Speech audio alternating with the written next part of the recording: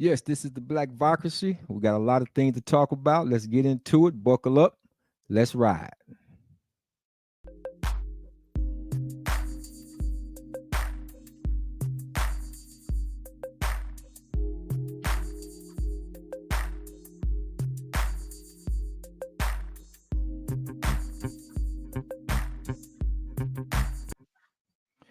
Thank you and welcome in joining me here on the Blac-Vocracy podcast. I am your host, Jabril A. Rashad, and we're coming to you live, streaming over Facebook and YouTube.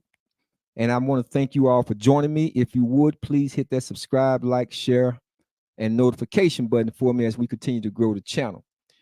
So I want to talk about several things this evening because tomorrow is Super Tuesday. Why do they call it Super Tuesday? Because every 4 years you have an opportunity to vote for your selected candidate, and who do you think will represent your commercial ideology or the United States. So it's called Super Tuesday, and this is the pre-Super Tuesday 2024 election year show that we're doing live again right here on the Blac-Vocracy channel, streaming to you live over the airways of YouTube and Facebook Live. So I want to get into some of the things that I want to discuss in regards to the election on tomorrow, because there's a lot of things that's been said, a lot of things, a lot of narratives, I should say, that has people still waning. You know, we had a lot of early voters already that went out and voted and cast their lot, so to speak, for their candidate. And so tomorrow will be the apex of it all.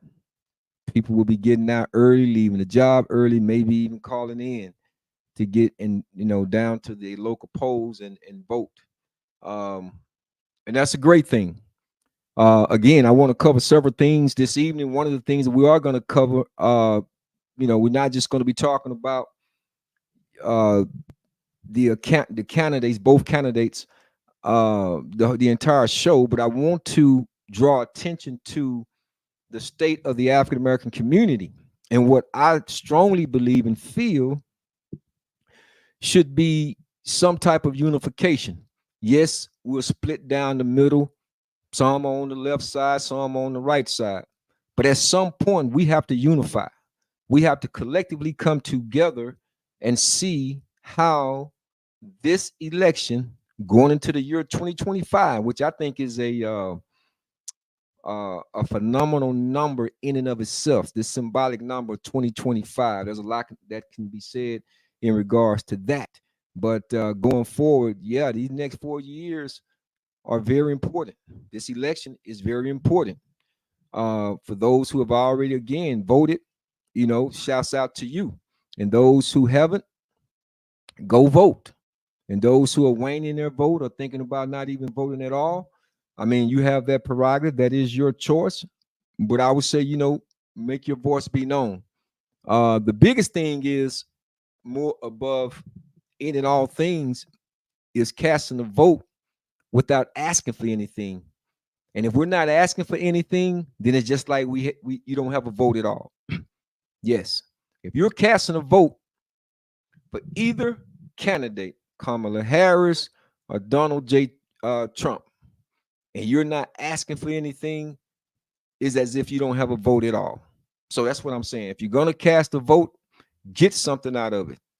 Get something out of it. Just don't go cast a vote just to look good, and then you get 4 years of nothing, and then you're back at square one again. Doesn't make sense in my book, in my vocabulary.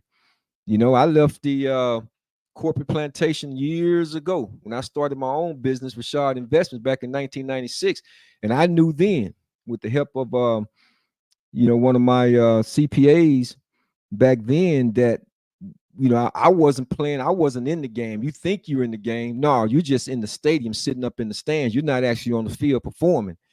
And when I didn't learn a lot of things until I actually started my own business, my own corporation. And then I had a opportunity to see why the middle class is always being the ones who are being taxed the most. I was talking to a friend earlier about that in regards to that. Well, because I said out of all the things that you mentioned, I didn't see anything that said in your comments that you had any tax write-offs. And that's the whole key. Many of y'all probably are not even aware that in 1895 it was unconstitutional to have your taxes uh, taken away from you in 1895, and then later, years later, it was overturned because of the Federal Reserve System that came out in 1913, and then 1917 we went to World War One. But there was a landmark case, a Supreme Court case. You can Google it if you never heard of it. It's called Hevereen versus Gregory. Hevereen versus Gregory, which would allow you to write off, income that is not taxable. So this is how the rich keep getting richer and the poor keep getting poor. They understand the tax loopholes. I didn't understand it at first. Yeah, because when we back when I was coming up in high school and so forth, they never really taught you to go out and start your own company and do something for yourself. They always talked about going to get good education and going to get you a good job. Well, that may fit some people vocabulary, but for me, having that entrepreneur spirit, I came to realize real quickly as I aged and got older that job is just an acronym for just over broke. Just over broke. And again, you have to understand and learn the game. I'm glad I took up the game of chess years ago because that was one of the instruments that I used to help me figure out this system, along with the game that we played as children called Monopoly. If you don't believe me, go back and play the game of Monopoly. Monopoly, the designers behind Monopoly were some very wise people behind the game Monopoly. Yeah, buy the one house and then you turn that house into hotels, and if you mess up, you go to jail and all this other stuff. Yes, the game Monopoly. The name itself should tell you a lot, just Monopoly. If someone has a monopoly on something, that means it has a stronghold or a tight hold. They have the actual commercial autonomy over all of it. Monopoly. This just the game Monopoly. Now fast forward and put that in 2024 as we get into this election year. I ask people and have been asking people, if your candidate is Kamala Harris, and I asked you, you're voting for her, and you're voting for her based upon what? Probably about 85% of the time, I really haven't got a real answer other than identity politics. Other than I've heard identity politics, and then some of it sound like plantation politics. Because when I start getting into the economics parts of this, I don't get a real response. Now, there are those who would say, well, Donald Trump, he filed for bankruptcy. He filed, for bankruptcies and, didn't run his business right or ran his business into the ground. I kind of laugh at that because for me, being in business, right, not knowing that, do you know how bankruptcy even got started? It got started because of the rich. Yes, it got started because of the rich. Just like corporations did. This term, when they talked about when your ship come in, that was due to maritime law because they was losing, precious cargo out over in the oceans. So the merchants, they wanted some type of security. Well, bankruptcy is the same thing because there are different types of bankruptcies. See, it ain't just bankruptcy. You got a bankruptcy 7, you got a bankruptcy 13. There are different types of bankruptcies. So some bankruptcy allow you to kind of just, pause your creditors for a minute while you go and kind of clean up your business matters, so to speak. And there are other chapters that you have to file that's going to allow you to stay in business. Just like the United States had to do, which many of y'all not even aware of. Yes, the United States actually filed a bankruptcy in 1933. So we talk about credit ratings. We talk about being able to pay the debts that's owed. We talk about solvency. We talk about a lot of that. Not being insolvent. Insolvent is that you can't pay your creditors. When you're solvent, you're able to pay your creditors. So a lot that's going on right now in the election year, I think has to do with the financial part of it. You can't remove the financial parts of it. I think that's the major factor is the commerce clause. To understand the money, as one gentleman once wrote, to not to understand the money, it's kind of like you're just wasting time. You're just really wasting time. So you have to be able to understand the commercial clause and why come the United States government has the right to run the commercial clause. But getting back to what we're talking about before Super Tuesday on tomorrow, again, a lot has been said, a lot has been put out there on both sides, both negativity. For me personally, because again, I'm just for a lack of a better word, I'm just a trade partner with the United States. This is how I view myself. I'm a trade partner. I'm kind of apolitical, as they say. I understand who's stirring the coffee and who's actually playing both sides of the equation. I understand that these international bankers, they have a big, big, big place in this whole thing. Just like the wars, when these bankers are financing both sides of the war, they see opportunity. And so you got to think the way they think. But far too many times, too many of us we are so caught up emotionally behind it. We're emotionally attached to this thing. But you have to look in the mirror and then ask yourself, have I gotten ahead? Have I truly gotten ahead?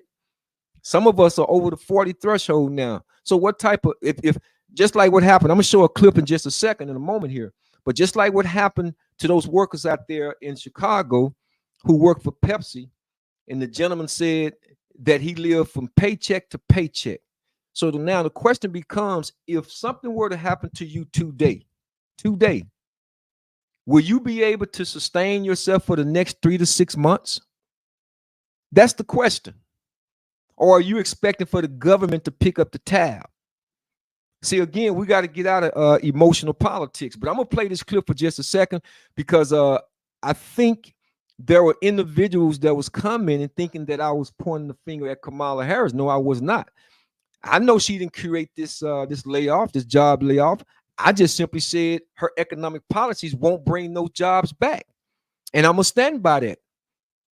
Because I disagree with a friend of mine who said that it's not about taxation. And I'm trying to make sure I quote him right. He said that the taxation don't lay people off. And I'm saying, what? Taxation don't lay people off? No, don't you know that the United States have the highest corporate rate tax out of any developed country? Yes, the United States has the highest corporate rated tax out of any developed country in the world.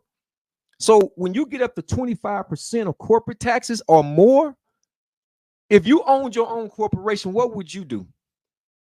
I mean, because I know automatically, I got to look for a better tax break, a better tax haven. Yes, I will take my company like Pfizer did and many other companies, a few years back. I think about 1,400 companies left the United States and went overseas. So what do you think that you would do? So we have to get some understanding. So this is what happened down in Chicago, and I'm gonna play this video, and then we'll talk about it in just a second. Smith is one of 75 union members and more than 100 non-Teamsters who were not aware this facility was shutting down until they came in this morning. They told us that the plant is not doing good. There's other facilities around that's going to be closed. So we were one of them, and that was it. They gave us some garbage bags, pack our stuff, and told us to leave. We know Pepsi has agreed to continue pay and benefits through the end of December. In a statement, they said the decision to no longer operate at 51st Street is a difficult one. This is a more than 60-year building that has physical limitations. Our top priority is to support our employees during this transition, and our commitment to serve Chicagoland remains strong. Union leaders say they negotiated a 4-year agreement that covered this facility and 3 others just this past April. The ratified contract came after members threatened to strike over the need for higher wages and better health care. Because quite frankly, when you have a well-performing facility, a long experienced workforce, and a market like Chicago that drinks a lot of Pepsi, it's really hard not to imagine that it's not retaliation. So what I'm gonna do now? Most people live check to check. Some people have high mortgages, kids in school with tuitions and stuff like that. So we'll start the next move. Now, you hear when he said that some people live from paycheck to paycheck.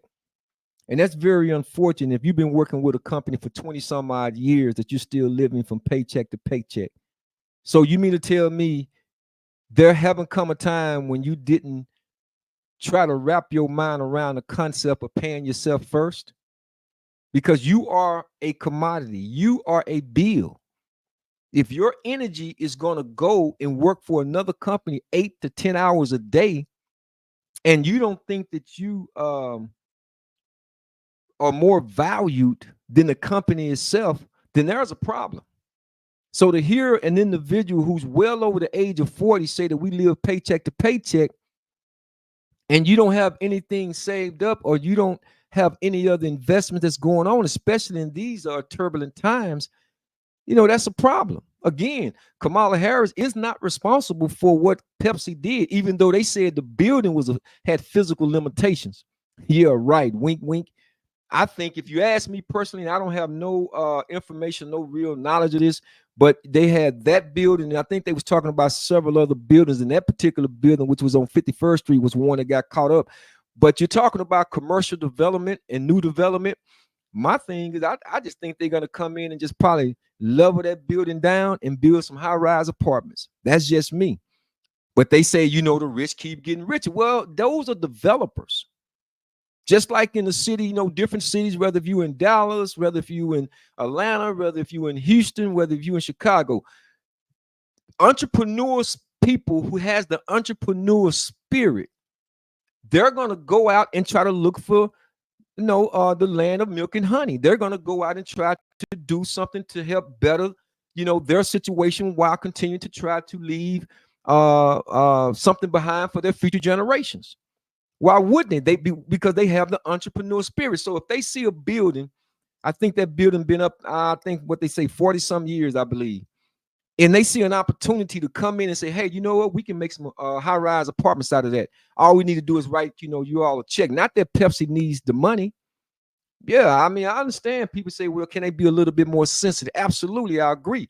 They have a union, and according to their union, they say they was in violation of what they call the Warrants Act. The Warrants Act simply mean they supposed to give them a 60-day warning, right? A 60-day notice that they was going to be laid off, which they did not do. However, what they did was backdoored them and said, okay, we're going to give you all a severance package for the next 60 days. So whatever that money is, whatever severance package that is, how much time they have invested, that's all they have coming. So now it's like starting all over again at the age of 50. Starting all over again at the age of 50. And that's what many of those individuals have to do.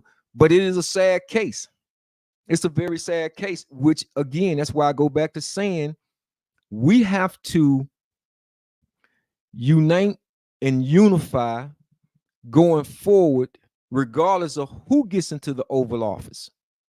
It's very important because again, if we think back to 2008, when everybody was just head over heels for Barack Obama, including myself, because I was able to send my voting card in and I voted Democratic that year.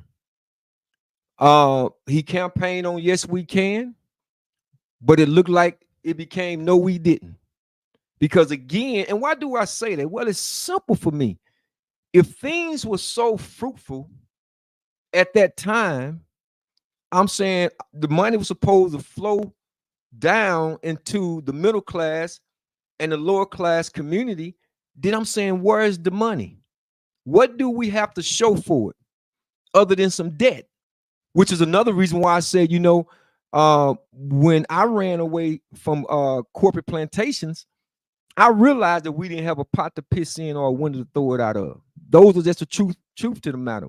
Didn't have a pot to piss in or a window to throw it out. And as I told one of the good brothers earlier, I said, I borrowed one of the lines from the brother in the movie ATL when he said, I'll take the you all can have the piss in the hallways, I'll take the Picasso.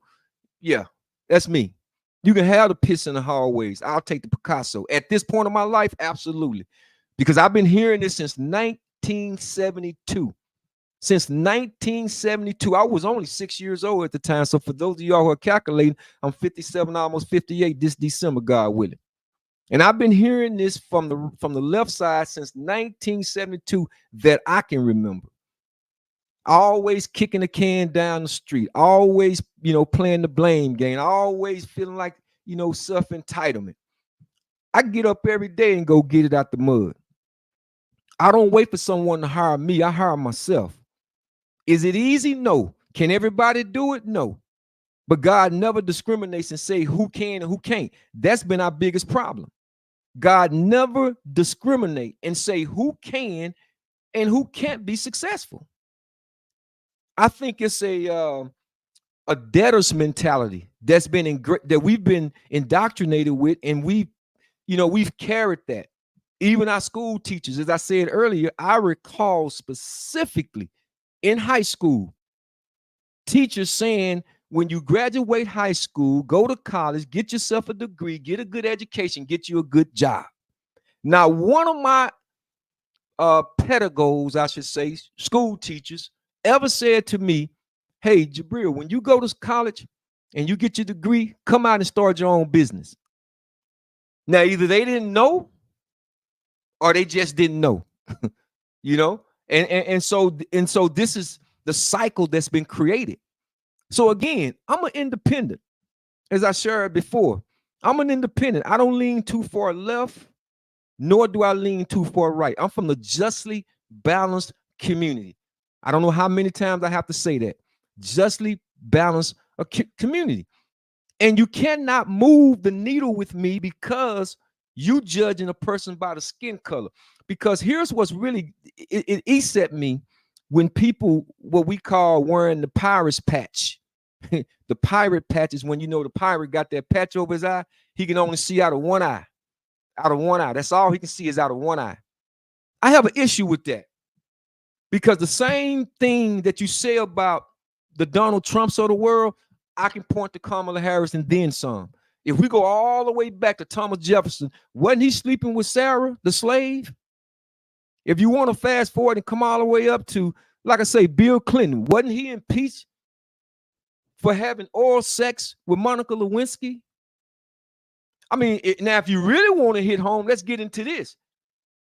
Wasn't Martin Luther King sleeping with women? Him and the Reverend Ralph Abernathy? That came out. Did he not have affairs on Coretta Scott King?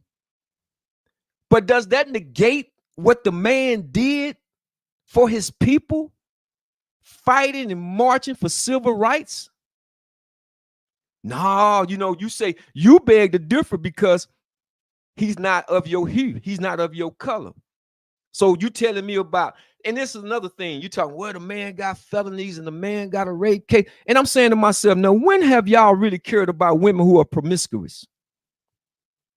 Or are you just making exceptions to every rule? See, you got to make it make sense with an individual such as myself, because again, Kamala Harris slept with the former mayor of San Francisco, Willie Brown, and he was still legally married.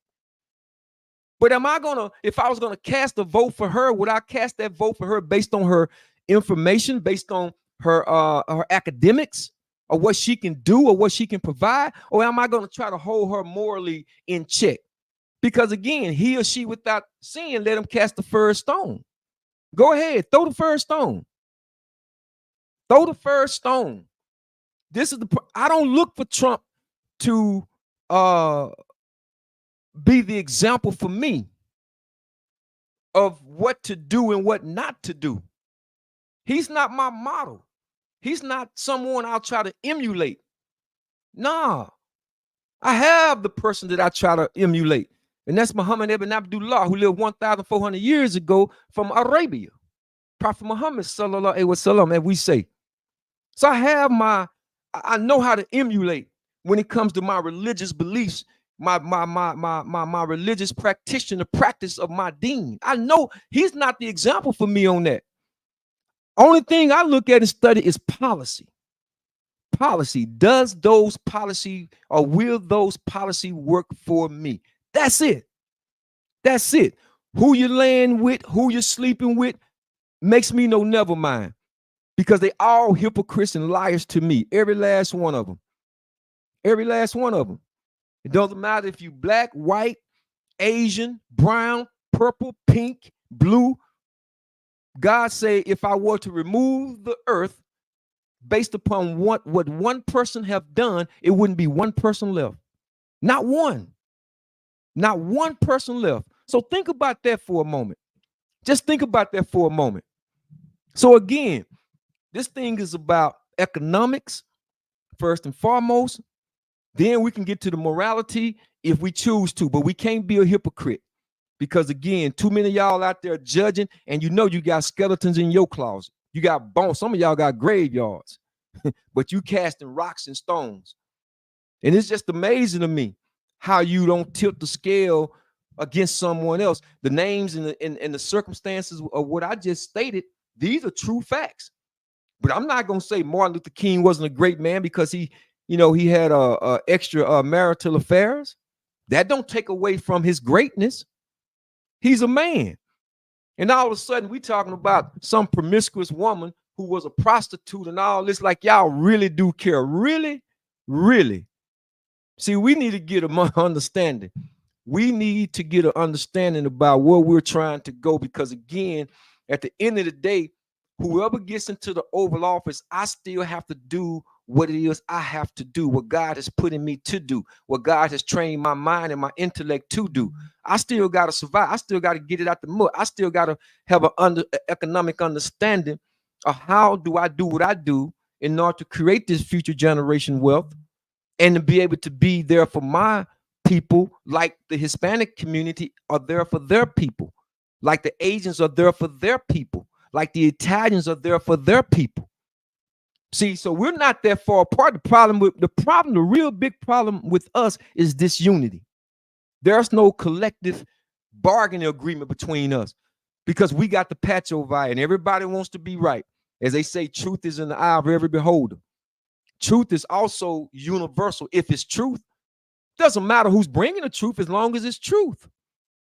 If we recognize what truth is, then truth is going to stand on its own. So at the end of the day, what are we really talking about? But the people are speaking. This is just not me saying this. I'm talking about the African-American community who was waking up for years of being indoctrinated, especially the black men. You know, I've been hearing a lot. I mean, I just got a couple of clips I'll show with the young brothers and stuff like that coming out because they're really starting to wake up and see what's really going on, because everybody want to talk down to the black man, the brother, the African-American man. But when it comes to all other races, not so much. And everybody been checking the temperature with that. So I'm going to play this other video, a couple of videos, as a matter of fact, as it relates to this particular topic. Here's a young brother who's only 22 years old. Check out what he has to say. Another person who didn't do a damn thing for black people when he was president believes that black men should set aside our disagreements, set aside our grievances, and just take one for the team. Barack, we've been taking one for the team when it comes to supporting the Democrat Party for decades. And what do we have to show for it? Our inner cities are destroyed. Violent crime is up. We are living in poverty in too many communities across this country. That is the reality of progressive policies in this country and all across America. So no, Barack, I'm not going to support Kamala Harris because you said that is my duty as a young black man.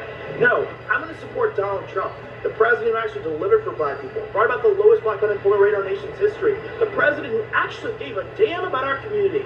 That's not rocket science, Barack. It's common sense. Now, that young brother is only 22 years of age, and if you think he's saying something, here's Stephen A. Smith, and he's actually voting for Kamala. But here's what he had to say when Barack Obama, deemed it necessary to come in and try to talk to grown men as if he'd been around the last 8, 9, or 12 years. All right. Was that about misogyny?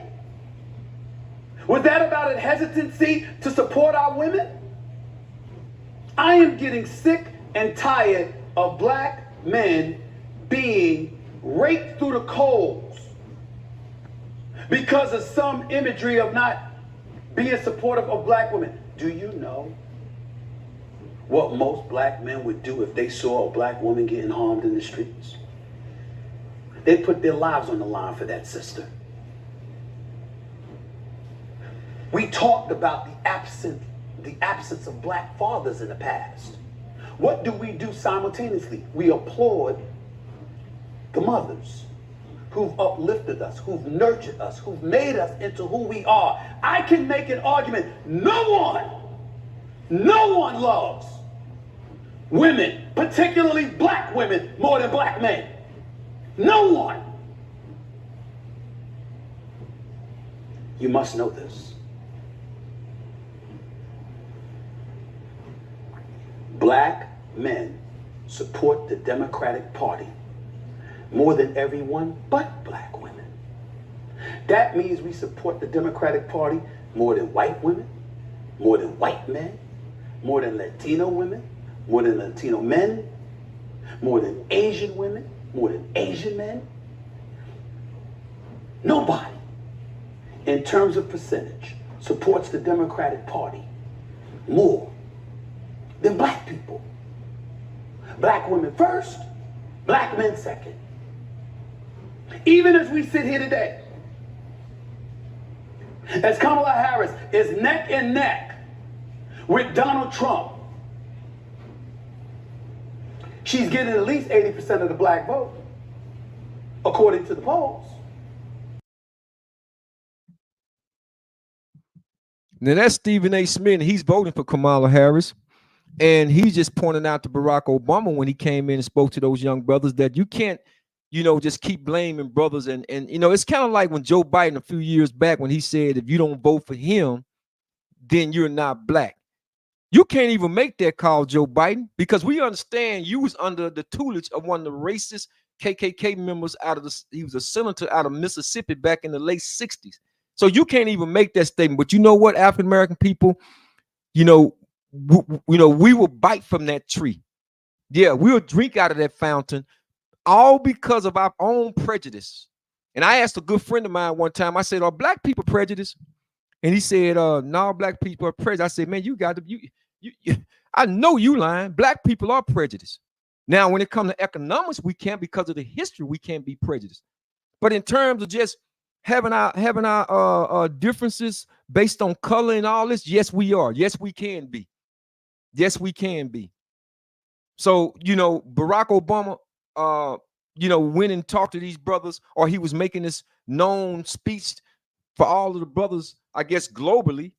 But I don't listen to him anyway, not since after he won the first election, because once he signed off with the LGBT community and started talking about same-sex marriages was correct and all that, he lost me. Ain't nobody more popular than God. Nobody is more popular than God.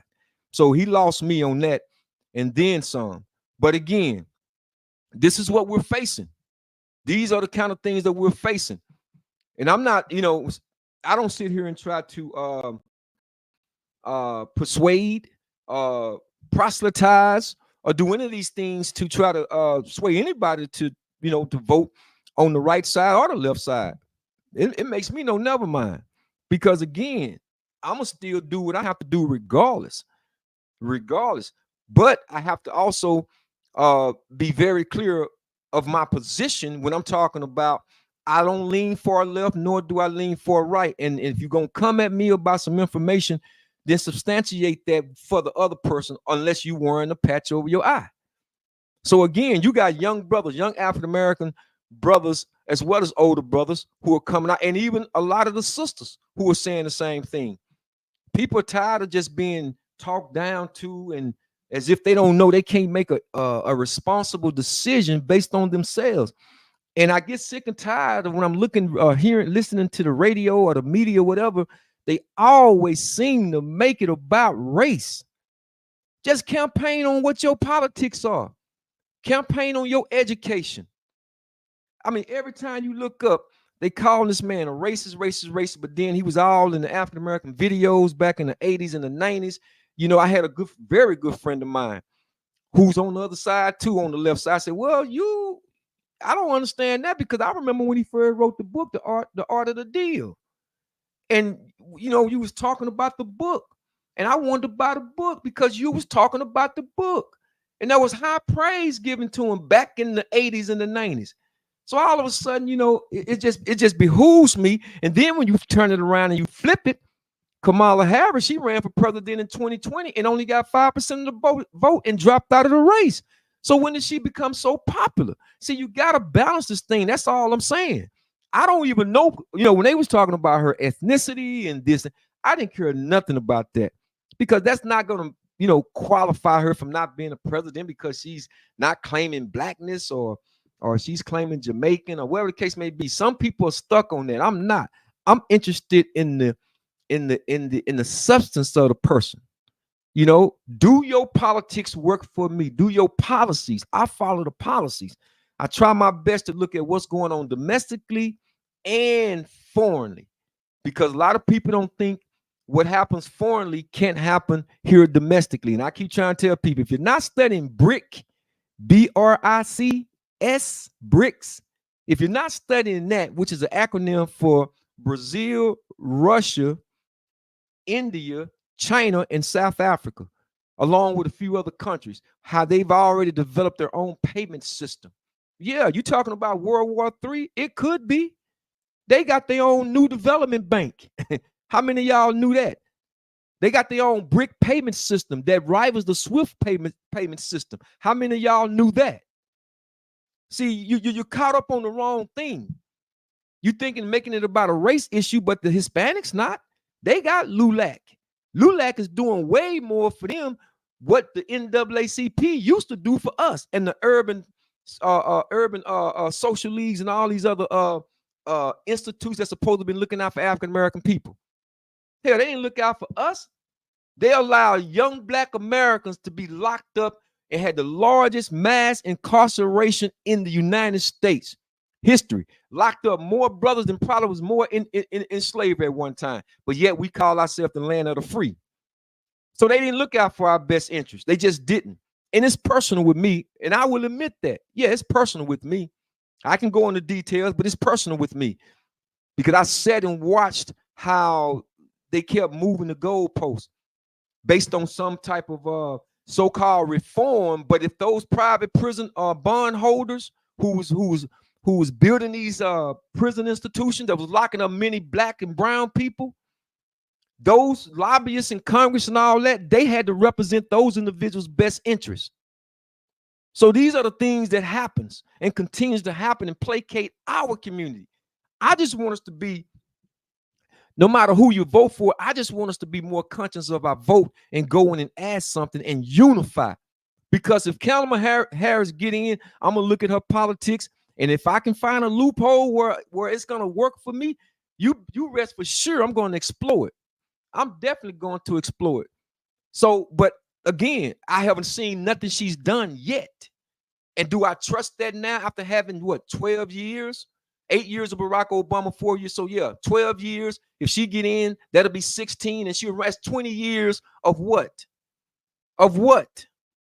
Because last time I checked, man, we're the poor, striving, rich. Yeah, we're the poor, striving, rich. And I think it's insane. It's insane for us to continue to finance our own oppression. Yeah, we are the only group of people who finance our own oppression. They come and set up all types of shops in our community. Her weed shops, banks, restaurants, you name it, clothing, you name it. Yeah. So we finance our own oppression. We won't spend and keep the dollar flowing through our community, touching the dollar at least 27 times before it goes out of our community. Now it's going out of our community every 7 times, every 10 times. How do you think we're going to build on something like that? We're not. But everybody want our vote. Everybody want the Black man, the Black woman's vote. But we don't have nothing to show for it other than when we're all isolated. See, when we isolated, we'll never see the big picture, because I got mine. I got mine. You need to get yours. Yeah, that's the mentality. I got mine. You need to get yours. See, I is a personal pronoun. That's one of the reasons why I always say that love is a verb that shows action. It ain't what you say, it's what you do. As long as you're talking about I, it'll never be a we. So how can we collectively come together and unify when we're so doggone split? Now you look at the migrants, immigrants. Again, I have no problem coming over here legally. But when you cross the borders and we don't even know who's who, and they're taking jobs, You know, AI is gonna do a whole lot to do away with a lot of other jobs, these laborious jobs. So imagine you got individuals coming over taking a little bit of what's left. You're gonna mess around and have it will be a race war, because it's all about getting to the top of the food chain. But if you don't believe me, let's take another video down here in Chicago with this activist, Miss Jessica Jackson.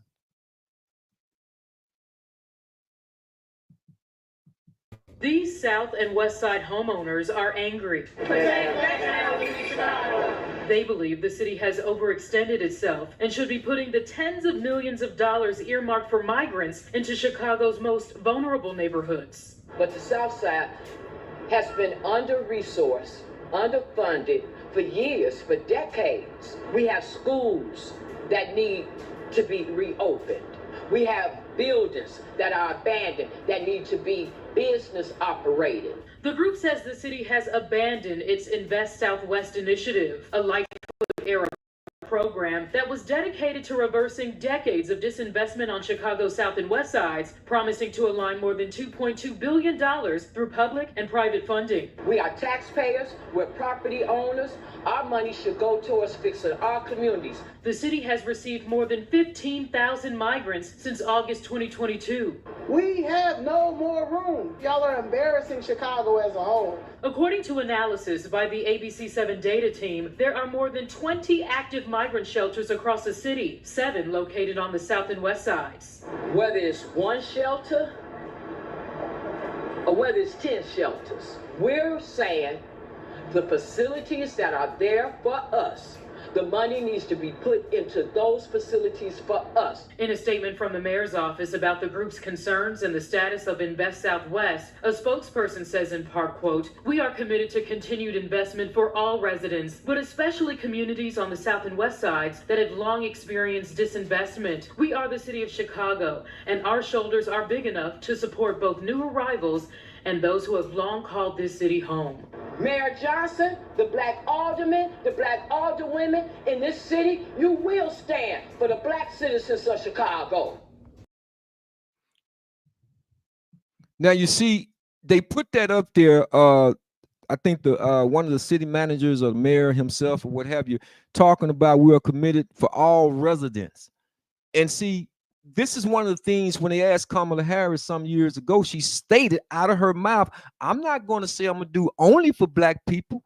But see, they never have a problem in just doing for the Japanese who they gave reparations to the Asians who they get, you know, these exchange programs, all the other people. But when we ask for something, it's, you know, it's always skewed and slighted as though, you know, nah, we can't do that. To me, I think that's some of the subconscious thinking that from the plantation life, because we still have an understanding that there are those who are behind the corporate veil, so to speak. They kind of hide in what they call shadow, the shadow government. They kind of hide behind the veil in this little silhouette, if you will. And they know that they looking, they like, hey, I got to do this right because I know they looking over my shoulder. So this is the issue I be having. Like, what you mean you can't do nothing for black people? Black people been doing for this country, man, since we've been here. And as I'm on the record, always saying that they have not won a war without black people being involved in it. Not one war. Even when you go way back to the Queen's Victoria War back in the early 1600s, they've always had black people fighting in their wars. And the biggest, saddest thing for me is that we can go all around the world and fight for their liberation, but we won't fight for our own liberation. We will allow them to divide and conquer us because we won't unify on anything, and we won't ask for anything, and we won't demand for anything. Herein lies the problem. And you still think your vote is going to get somewhere. You still think your vote is a reality. We had 8 years of Barack Obama, and I still have this question. What do you actually think that she's going to do better than Barack Obama? Nobody has told me that yet. You can say keep hope alive like Jesse Jackson all day long until the dogs come home. But I live in reality. I live in realism. See, I don't have time to be sitting around here playing around with, you know, coulda, shoulda, wouldas. I'm talking some real stuff. What in the world is she's gonna do better than Barack Obama? And I, you know, and again, if she get in, you know, I'll be the first to say, if she did this or that, I'll be the first. I'll come back on Blac-Vocracy and I'll do a whole nother thing correcting that I was wrong about this. But I just don't see it. Just like with Barack Obama, I was happy to see the first African American president since he identified as that. But I was under no illusion. I just wasn't. Why am I saying that? Because I know who really run this country. I know the international bankers. Y'all think see again. Let me slow down for a second, because see, many of y'all don't even know what the LIBOR is. I'm not gonna even tell you. I'm just gonna say LIBOR. Hope you'll Google it. You'll find it on your own. Because if you want to know who starts the interest rates and all that, how this stuff really works, just go get the book, The Creature from the Jekyll's Island. It's gonna tell you all you need to know who's really running this country. And anybody who sits in the Oval Office is just a figurehead. Whether if you choose to believe that or not. Makes me know never mind. See, I woke up a long time ago. Makes me know never mind. But you got, again, illegal people coming over here. They're not coming over here the right way. And then, you know, the people of Chicago, they're telling you we need that money in our community. But they go back saying we want to, you know, make a commitment to all residents. No, there's a pecking order. There's a pecking order. We should be first. We shouldn't be no longer the last ones on the totem pole. But I'm going to show you what the activist, and I love this woman here. Never met her. If I had a chance to meet her, I really like the way she handled business. But check this out.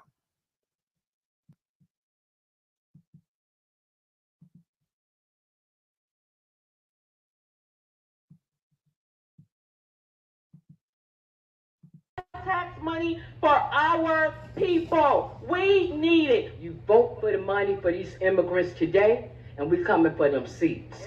You can believe that. The police are fighting with them in the shelters that you guys are funding. You guys think it's a great idea, but yet your police officers are getting attacked. Your public's getting attacked. Currently, state law does not allow voters to recall Chicago's mayor, but after seeing how Mayor Johnson's first year has gone with the migrants and crime, a new group wants to change that by getting a referendum on the ballot this November that would pave the way to voting Johnson out. Now, that's Mayor Brandon Johnson of Chicago. He's a Democratic mayor. And she telling them she got a red shirt on because they was talking about, you know, Chicago over the years have been a blue state. But they're talking about turning Chicago a red state. And she said, you give our money to those immigrants and we coming from them for them seats. See, that's demanding something. That's putting them on their heels. That's demanding something. And she's absolutely 100% right. You can't keep relegating African-American people to the second, third, even sometimes fourth position on the totem pole. We built this country. Our ancestors' blood is in this country. And it's time that we start taking more and stop taking less and demanding something. So again, you know, it's great to have bipartisan. It's great if we can all come together and collectively negotiate something that's fair for all people. But at the same time, just check the registry. Check who's actually benefiting from these programs. They don't look like us, but we keep drinking the Kool-Aid. We continue to drink the Kool-Aid. Now, I'm going to play two other clips, and I'm going to get to something that I really want to get into with it. It's going to come from a 1964 speech of the late, great Malcolm X. It was called The Ballot of the Bullet.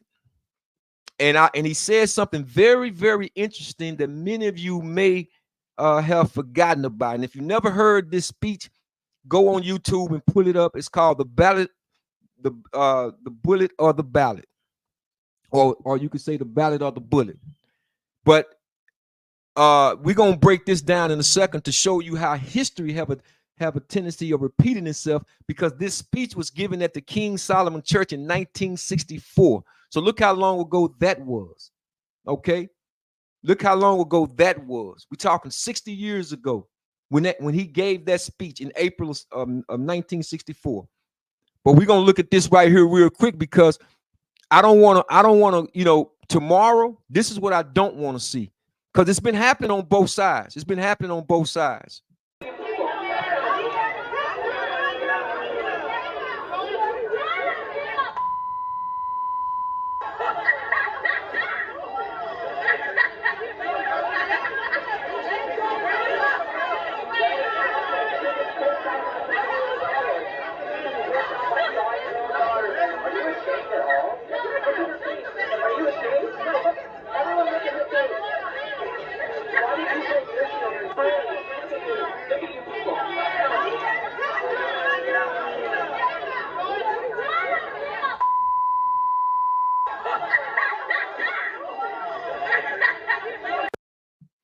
I had someone to respond when I uploaded that video, tried to convince me that there was another side to this, and she was talking to the microphone. I said, any blind person can see she was looking directly at that young baby's eyes, talking to that baby. That man had the microphone in his right hand lowered. She looking at that child straight ahead. You got to be a blind person, or you just don't want to see what's really happening, what's really going on, to say that this woman was not talking to this young child who knows nothing, absolutely nothing about politics.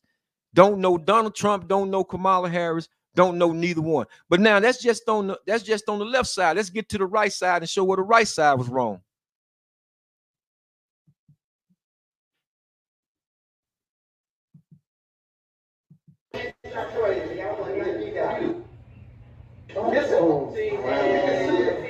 There's no reason. Yeah, all that extra.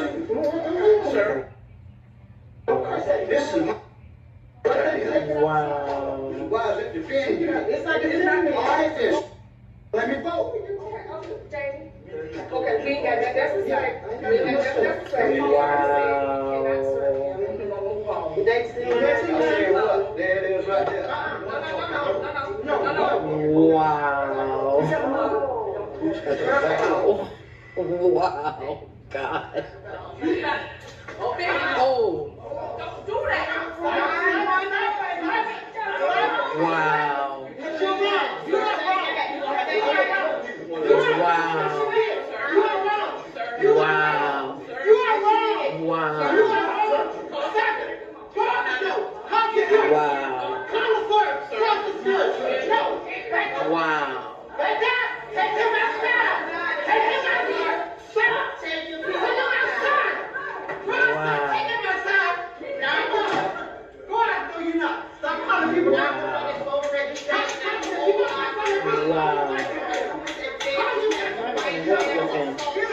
May want to help with him.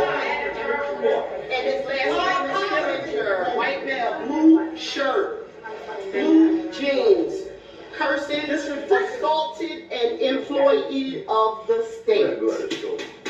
He is Mr. Stillinger. Wow. Last name Stillinger. Wow. No, we don't know. We just told you that he is still here. He is still handcuffed. Wow. That's all we told you. Wow. So what is Now, I watched that video several times. I think she did do a little bit embellishing. She said that he assaulted an employee of the state. I didn't see where he struck her, where he was wrong. Well, one, I was corrected in regards to, you can't show up in paraphernalia, representing your candidate and so forth and so on. So he should abide by the rules. He was definitely wrong in that situation, and he was also wrong to yell obscenities at this woman. Absolutely 100%. He was wrong. There's no excuse for that. And at the same time, however, you are representing the state, and you have a duty. You have a sworn duty. You have to keep your composure. I would have liked to seen the sister kind of step back, but once you put your hands on somebody, that's an assault. No matter how you look at it, that's a game changer. So they were both wrong, but I think he initiated. He was wrong. He should have, relegated himself and kept his cool. He took the hat off and he threw it. And I guess by the time, I was laughing at that point, I said they must have said, "Oh no, we know who you voting for, so no, we ain't gonna let you vote today." So, nevertheless, I'm just talking about the idiocy that I see when it comes to selecting your candidate. Whoever you choose is who you choose. I don't know why people get so emotional behind this stuff. Because again, if you're not trying to do something for self, if you're not trying to position yourself where you can go and learn and have financial literacy to see how these policies are going to work for you and your household, no matter who's in office, then you're doing yourself an injustice. And this is the problem that I see. This is the problem that I have with all of it. That's the reason why, I know a lot of people, I've heard a lot of people say, I can't wait till tomorrow is over with. But those of you all who are joining me, thank you for coming on. This is the Blac-Vocracy. We're talking about the pre-Super Tuesday presidential election vote on tomorrow. This is a special live broadcast that we're doing. Actually, this is the first time I've gone live on Blac-Vocracy. So I thank you all for coming on and supporting me with that. Now, before we close and get out of here, I want to go over something that I thought, history is you can learn a lot from history. History sometimes repeats itself. And when I went back and listened to, this particular lecture in regards to the Ballad of the Bullet by our brother, the late great Malcolm X, I said, this is exactly what I've been talking about in terms of voting independently, listening to both sides of the aisle. But I'll play several clips, and then we'll go ahead and comment on those once they finish playing.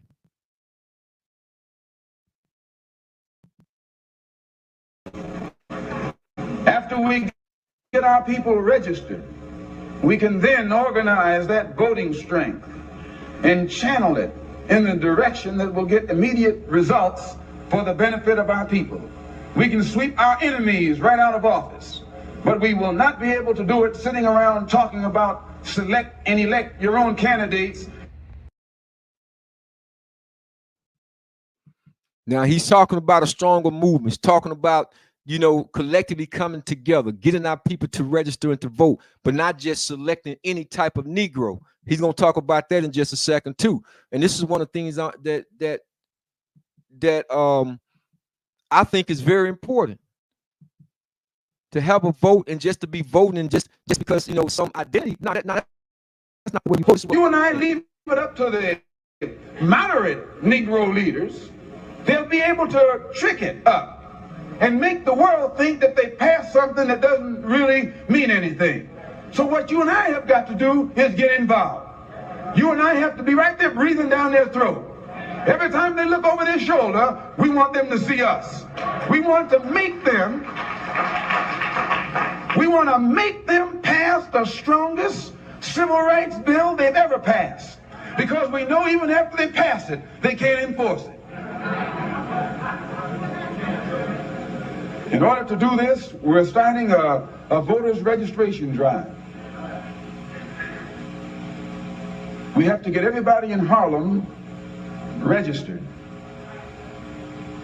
not as Democrats or Republicans, but registered as independents. We're going to organize a corps of brothers and sisters who, after the city is mapped out, they won't leave one apartment house door not knocked on. There won't be a door in Harlem that will not have been knocked on, to see that whatever black face lives behind that door is registered to vote by a certain time this year. Nobody will have an excuse not to be registered. We'll ask him, let us see your card. If you don't have the sense of responsibility to get registered, we'll move you out of town.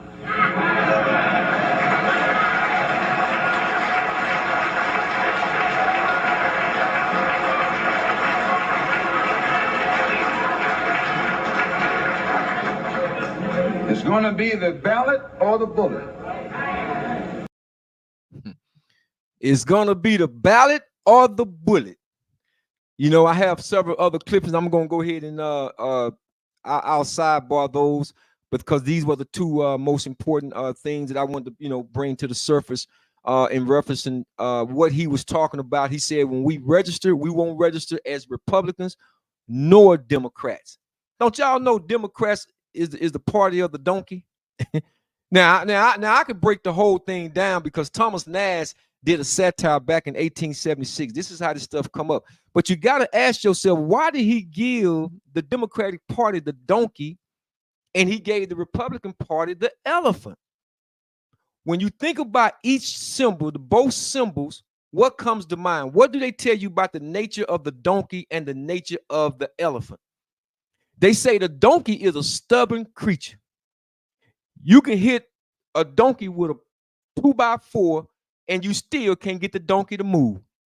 And he does more braying. Hee-haw, hee-haw, hee-haw, making a bunch of noise, but barely doing anything. But they say the elephant is a thinking creature. The elephant.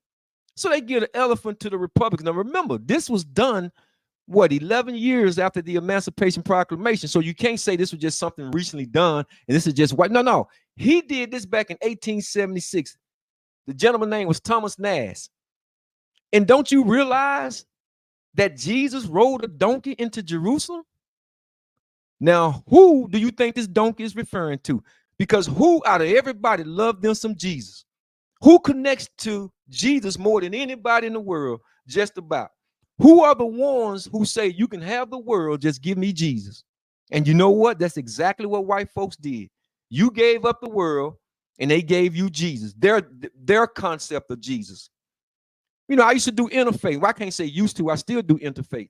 And I've been to several churches, even in the Dallas community. I remember we went over to Lover's Lane. It was back in the early 90s. At the time, it was ran by Reverend Don Benton. And they teach, and we even went to the Highland Park churches. And they teach that Jesus gave life and gave life more abundantly. But there's a difference of the teachings of Jesus when you get into the black church.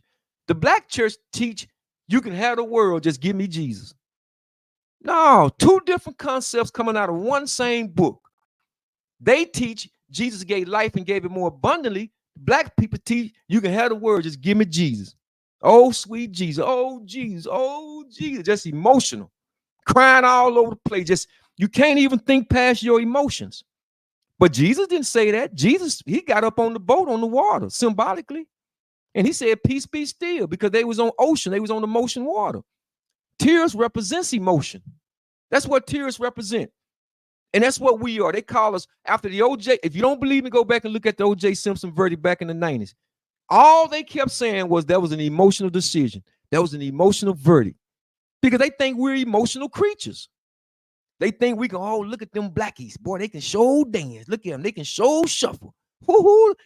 You can cut on any kind of music, and boy, we get the party started. Because they say we're emotional creatures. They don't think we are thinking creatures. Ask the black quarterback that.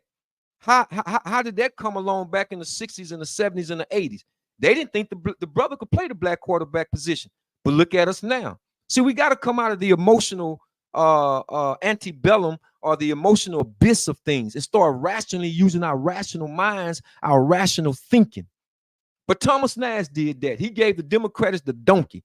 So you became the party of the donkey. The emotional people that's always bringing, always talking loud, but saying nothing. That's why I'm independent. Part of the reason why I'm independent. So again, I know my politics. I know my politics very well. Know them very well. I'm very astute.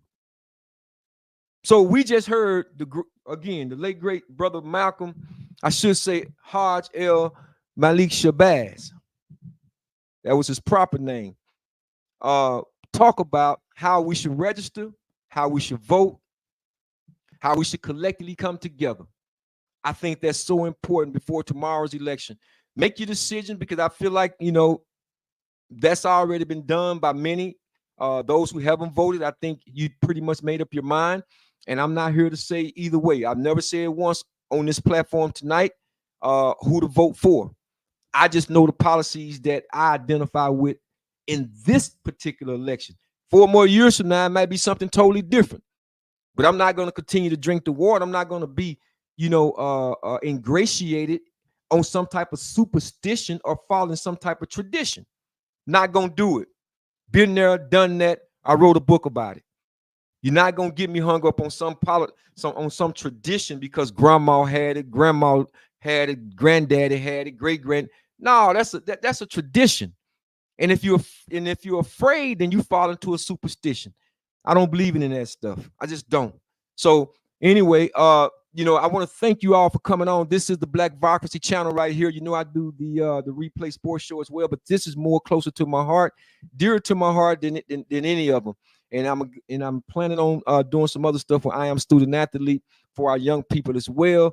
But again, I had to come on here prior to tomorrow's big day for a lot of people because we're going in another direction in the next 4 years, and it's very important that we get on here. But don't forget to hit that subscribe, like, share, and the notification button for me, because I'm still growing this particular channel.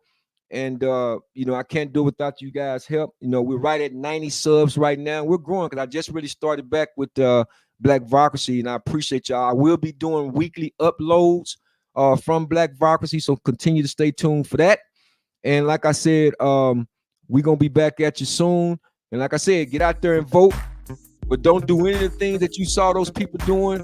Go in there with your mind intact, your heart intact, your spirit intact, and be gracious and thank God above all, because no matter what happens, God is still always in control. God is always in control. He's going to take care of every last one of us as long as we stay sincere and keep our faith and keep our belief in the Most High God. I want to thank you all, really thank you all for coming on with me to the Blac-Vocracy podcast. I hope to see you soon. Take care. Peace and love.